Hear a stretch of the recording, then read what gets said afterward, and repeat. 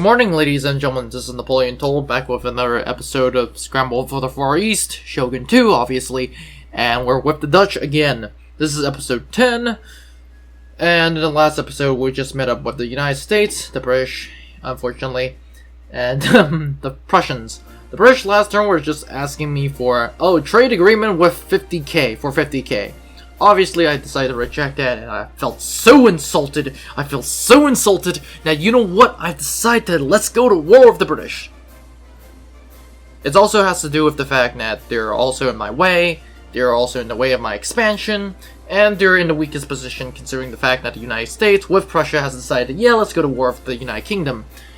And considering the United States has one of the largest, if not the largest navies compared to me, let's be honest, I do have a large army, navy, but the United States appears to look like they have a large navy too. But yeah, we're just gonna march on. We do have a lot of problems that are not happy with us. As a matter of fact, it looks like are taxing the heck out of the poor people, and just getting a lot of stuff from the poor people. It looks like it's not working. Well, actually no, it is working, but people are not happy is what I'm trying to say. But we are raising a lot more troops to feed our armies. Our armies are still expanding at this point. We are also trying to build a lot more stuff, cannon range and stuff like that. But yes, that's that. We are also at this point trying to prepare for the invasion of Bison, which is actually going to happen right now. The United States is actually, I don't know what the United States is doing, but whatever they're doing, it's a good thing. I don't know if they're at war with the Bison. I know they're at war with the Aizu, and that's why they're attacking the Aizu. But it looks like they're also at war with the Bison, for that's why they're attacking the port. But considering the fact that we have so many troop numbers, I'm just straight out going to continue the siege. And we're actually going to enchant enemy general. If that enchantment works, we're just gonna get another general, which I can just pump armies into that general. But it looks like the enemy general is not interested in joining us, although we didn't attack. But we're just gonna straight outright attack, and we're gonna just kill everyone. We have two full stack armies. Well, actually no, one somewhat not full stack. We only have 19, and another army's 20. But in terms of numbers, we have 39 units. Including the generals and cavalry and whatnot. But we're gonna win. We're gonna take a lot of. We're gonna take the entire province of Bison, and we're gonna destroy an army outside. And we're gonna peacefully occupy. We're gonna replenish the heck. Looks like the Americans were attacking the port, so they were at war with whoever was at Bison. Which at this point I don't even know who was at Bison. I destroyed them so fast. But yes, can we recruit ninjas? No, we can't. We can't recruit assassins. Yeah. But as of right now, we are bordering the United Kingdom, and I did say that I felt so insulted that the United Kingdom asked me for 50k, for a trade agreement. I don't feel happy. But we're the same thing. As a matter of fact, we're just going to be auto-resolving the Battle of Goto Island. We're gonna quick save because this is a little bit different. We're gonna see what happens. We do have a Castle of the Storm. We do have an entire army of katana wielding / artilleries, but we do take a lot of casualties. Almost 2,000. But the enemy, we took enemy stuff. We're gonna get our dudes to come and supervise and train troops. But yeah, that's that. We did take Goto Island. It's been a bloody adventure. Not that I was actually leading the troops, but still bloody. And now we're just going to go to the next island, which is up north. And after that island, we're going to use these two islands as a base for our ship production and troop production. And what we're going to do after that is we're just going to straight outright march on to Korea. And after Korea, I don't expect an easy campaign, but looking how the Qing went on, it went really well for us. Obviously, the Prussians want a lot of stuff from us. I don't think they really want military access, but we're just going to see how much it does to buy them over the Prussians.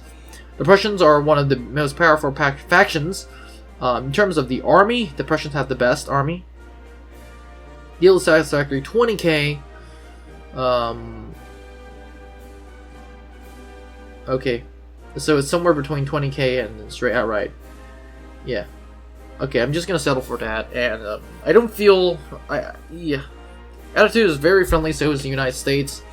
The UK are gonna hate us at this point because we're at war with essentially their enemies. Or so, we're allies with their enemies, so they're not gonna be liking towards us. And so that's that.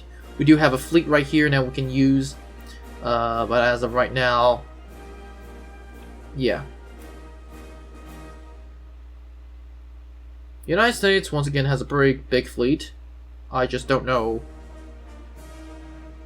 what they really have in terms of ships. I don't think they're as, how do I say it? I don't think they are as,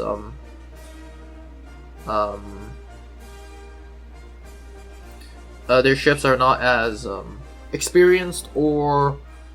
Oh wait, Prussia want us to declare war on the Northern Alliance. They will join our war against Igano. I'd rather not, because Northern Alliance is way too far. Not that I'm gonna get anything from it, and I don't really want the Prussians to do anything in... Yeah. Yeah. But we're just gonna keep moving. The United Kingdom is taking a long time, which makes me worried. That either means they have a lot of troops or a lot of fleets, and from my educated guess, it's more likely they have a lot of troops, which could be a little bit scary. I honestly haven't looked at the UK roster that often, but from what I do know, their most powerful units are not that powerful in terms of yeah. But that said, their fleet is pretty powerful. They have a 42 gun, which means 21 gun on two sides, ship of the line, which is pretty scary, very scary indeed. But the United States has naval advantage. We're actually going to see where the British are heading in terms of land loss. We can tell from the map, which is really important. Obviously, I don't think the AI really knows how to concentrate their troops, but at least it gives the British a place to move.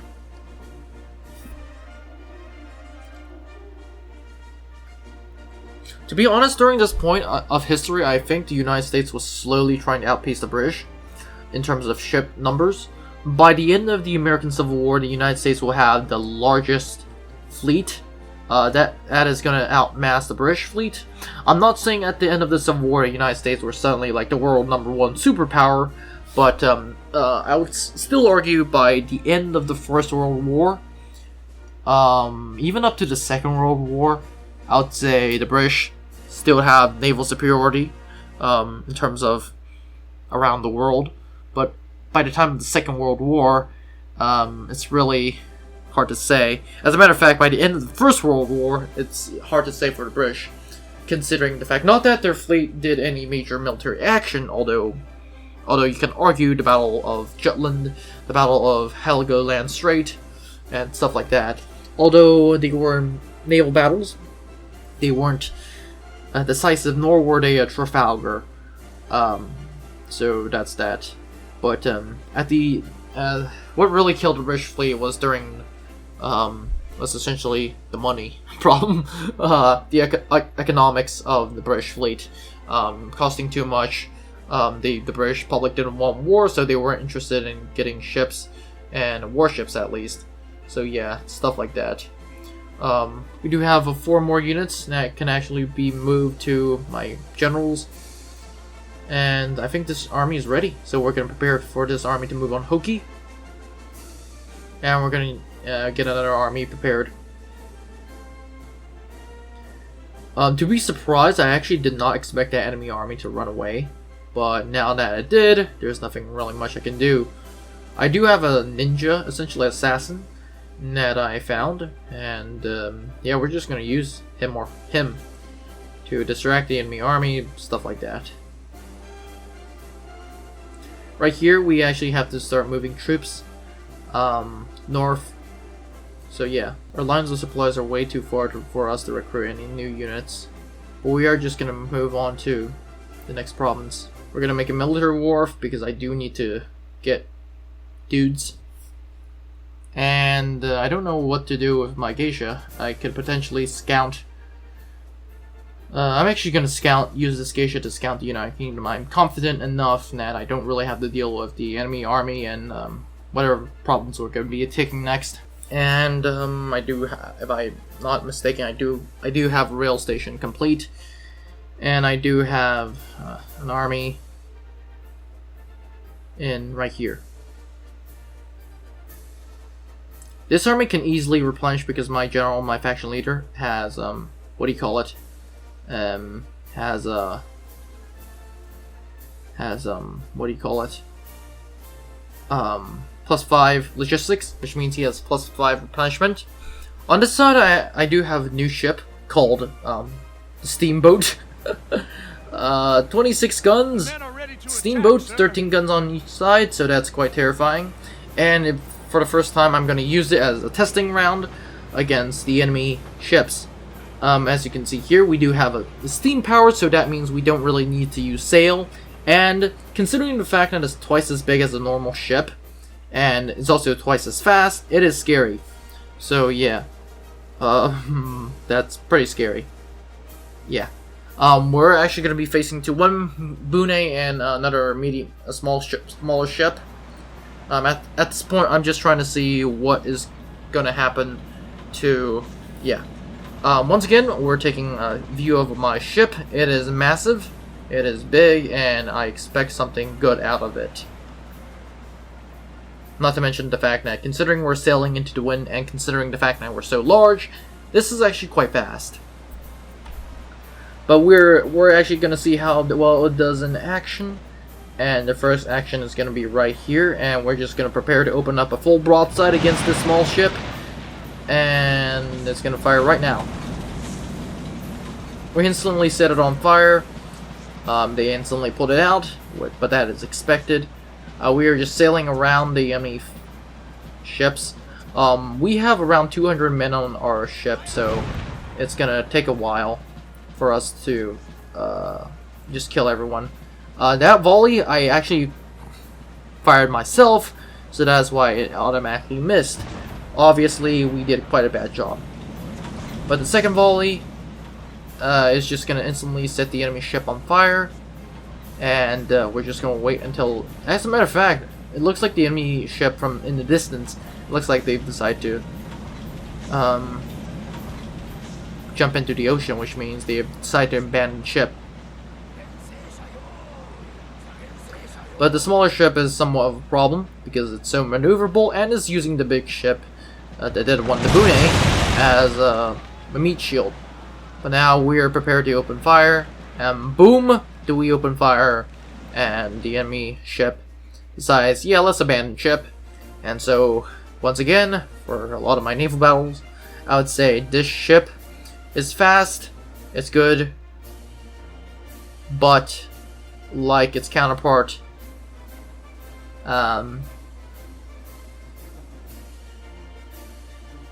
yeah, it's not good in terms of firepower. Firepower, what I'm trying to say, hasn't really changed. But I still have a pretty big fleet in Bison, which I can be potentially using it. We're going to prepare to march on whatever this faction is called. We're going to end the turn. So we're going to see what the heck happens. And the Prussians are moving their fleets to invade Aki.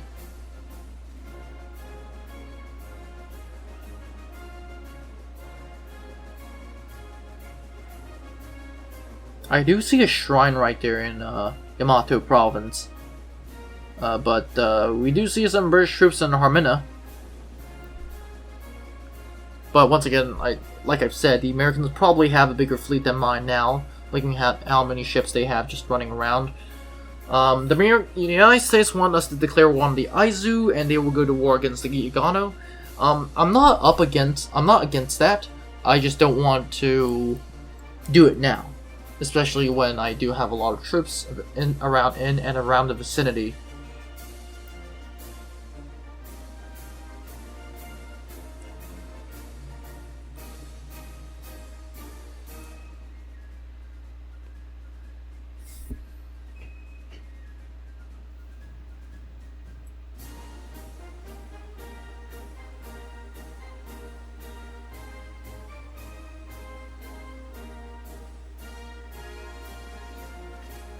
I want to take Aizu, for those that are wondering, because I really don't want the Americans to take Aizu, nor do I want the Prussians to take Aizu. I want to take Aizu because that can secure my northern flank, at least on Japan, and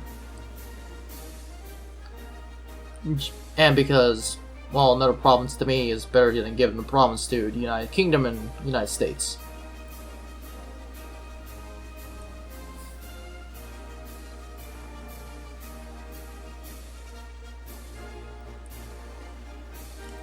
Our assassin has been detected mounting our breast in Aki, so that's not good. The last thing I want is Aki to rebel again. Oh, we do have an army in Heisen. What? We have a revolting army in Bizen. What the heck? That's not good. I can instantly send an army to return, but that's just gonna take time, and time is something I don't really have. We're gonna attack this army, but because it's mostly cavalry, I don't really think I'm gonna do so well, so I need 2 armies for that, so I'm gonna order the retreat. I'm gonna attack again with this army, but it takes time, so we have to wait next turn. So yes. In terms of Bizen, I can actually move back an army, but I have to see what I can do with this army as of right now. The enemy army is not scary in Minas Aka, but I don't know whether I should attack this enemy army. Looking at yeah, maybe I should just let them come to me, because I think the AI can only attack Bizen as of right now. But we're just gonna exempt Bizen from taxes.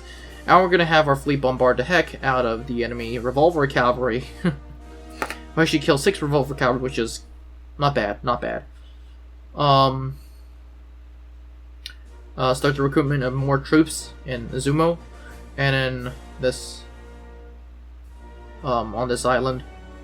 We're gonna have this army go onto this island with the military advisor, and we're gonna dump them onto that island right there, while my army in Goto Island slowly but surely recuperate and slowly but surely replenish.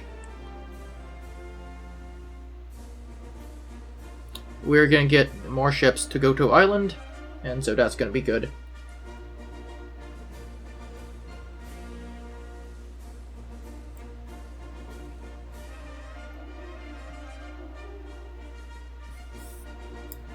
We're gonna recruit a geisha, so we're just gonna straight outright do that.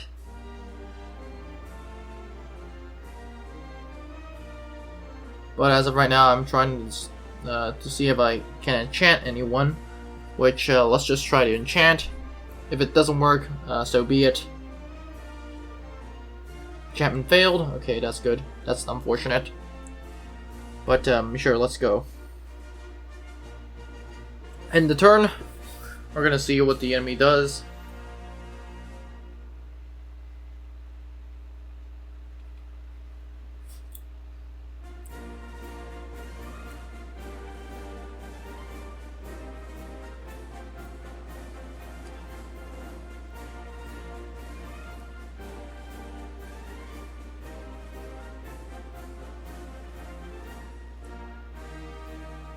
I honestly expected the British to get a lot more ships.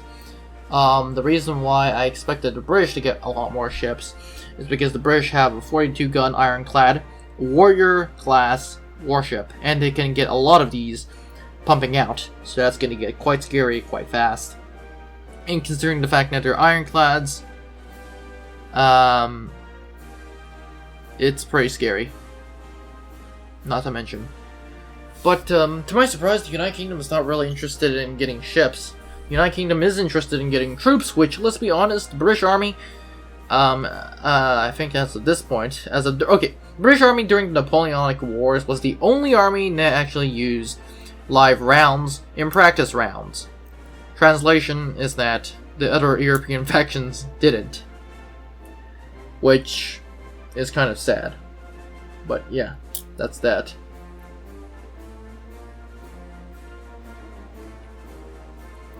The United States is just going to move a lot more of their ships. The timing is slightly off, considering the fact that the Americans shouldn't have this many ships in this reach. Actually, no, it doesn't really matter. This is not meant to be historically accurate. Yeah.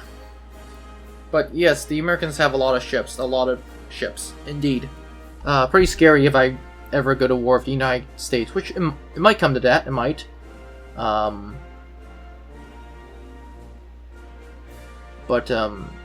Yeah. France I haven't seen as of right now, but France is literally up in the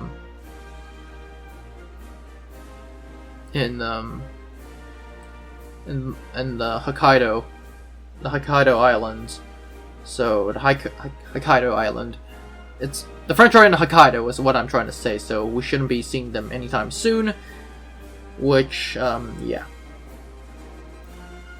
To be exact, France is in a pretty good situation. I don't know. France is, I would say, has a pretty good army. But yeah, that's that. The enemy is going to attack us, and I'm actually going to fight this on the battlefield because I want to do as much damage as we can to the enemy army. And this fortress, we haven't been doing a lot of siege battles, especially not sieges in which I defend with entire army against entire enemy army, especially of rebels. But we're going to see what we can do in this battle. First thing off the bat is that we have an outer layer and an inner layer. The moats are impassable, or actually, to be exact, there's a river. No, never mind. Some places of the river, on the water are passable, but I have a lot of reserves. But the enemy has a lot of troops too, except for they decide to split their army in half, which only works in my favor. The enemy army decides to split in half, one going through here and the other one going through there. Our guns are devastating at this range, considering the fact that the enemy is quite clumped up, and we're just gonna gun them down as fast as we can. The enemy has a lot of Yari type infantry, and that is quite scary. So yeah, that's that. Behind them we do have a lot of saber and revolver cavalry, so we do have to watch out for that because we saw how well revolver cavalry did in the last episode of just taking a shot, standing there and just blasting my men in their faces. So yeah.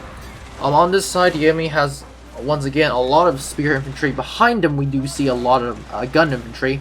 But I think that at this point, the enemy has split their troops on this side and the other side. The front side and the other side. Pretty well. So we are going to deal with enemies on two flanks. Two sides, to be exact. The enemy is just going to play a shooting game at this range, which raises the question, why would you be doing that? Because the enemy doesn't really have guns that can face my guns. But the enemy has finally cleft the walls, and instantly they are just they're retreating, which is good. The first wave up was a Yari wave, and they instantly retreat. But at this point, I'm just gonna use the walls as cover to shoot away at the enemy units. We do have a wall and we do have better weapons, so we are doing somewhat well. The other thing can be said for the opposite side, in which the enemy decide to scale our walls and they're instantly repulsed by our guys. And now you can eventually see me sending out my cavalry. But what I'm gonna do here is I'm gonna pull back behind walls. And the reason why is because I have guns on the other side on my second tier of the walls, which can actually reach. And what's going to happen is the enemy is going to assault us, and we're just going to shoot them away. I have a surprise for you, and that is literally called a naval bombardment. And we are literally getting naval bombardment on this one place. Off the bat, we do kill a lot of men, and when you thought the artillery bombardment was just over, nope, here comes the second volleys. 2 more rounds, and that's just gonna throw these guys on the to be like, yeah, we're not interested in taking this settlement anymore. We're just gonna run away. But for some reason, some of these guys are actually gonna be attacking. and we're just gonna see them scaling the walls again. So that's a problem for us. But on the other side, our men are just gonna be gunning down the enemy. On this side, our cavalry has actually charged into these gun troops. We use the building as somewhat as cover, and then when we charge, we just routed these guys, the first unit, and now we're routing the other unit. In total, I think we destroyed a full 3 units around these buildings. Obviously, we use the buildings as cover, and now I'm running away because you can see there are Yari spearmen charging straight towards us. We're going to use the guns on our walls to soften up the Yari spearmen. We're actually going to use the cavalry as bait to run around, and while my guns are just going to shoot them to death. And as you can see now, these Yari spearmen are taking casualties as they run after my horses.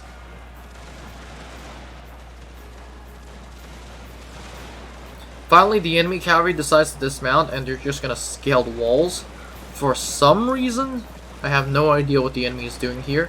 They're going to send one unit to run around the walls, and I have no idea what they're doing once again.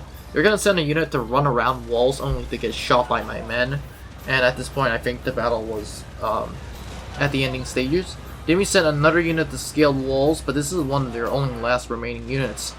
We're going to focus on the enemy point of view. As you can see, I have a lot of layers of guns just blasting at these guys. It's slowly but surely chipping away at the enemy units, and yeah, it's not good for these guys. Eventually, they're just at this point. Eventually, they're just gonna turn around and run away. But look at the dead. There's more dead under the walls, which is even more scary in terms of casualties. But now it's the general retreat. The officer has just the officer who was wearing red and white pants has just ran away, and now the men are just running away en masse. The enemy general, to my surprise, is right here. I have absolutely no idea what he was doing during the rest of the battle. As a matter of fact, he's right here wearing that traditional outfit. But we're just gonna have my cavalry, my Dutch lancers, who has ran all the way across the castle to hunt him down specifically. And as a matter of fact, by the end of the day, we just killed everyone in the general unit.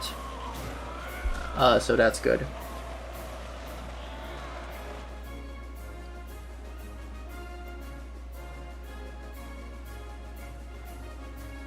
Obviously, we win a very big victory, and as of right now, we are essentially unstoppable. And we're just gonna build up more stuff. And at this point, I think it's a good place to end the episode because we do have another battle coming up real quick. So have a great day, guys, and I'll see you in the next one. Now, before you leave, I would like to thank you very much for watching this video. I would be honored if you could like and subscribe to the channel. Remember, more videos are coming out, so it is a good idea to click on that notification button. Anyways, have a great day, and I'll see you in the next one.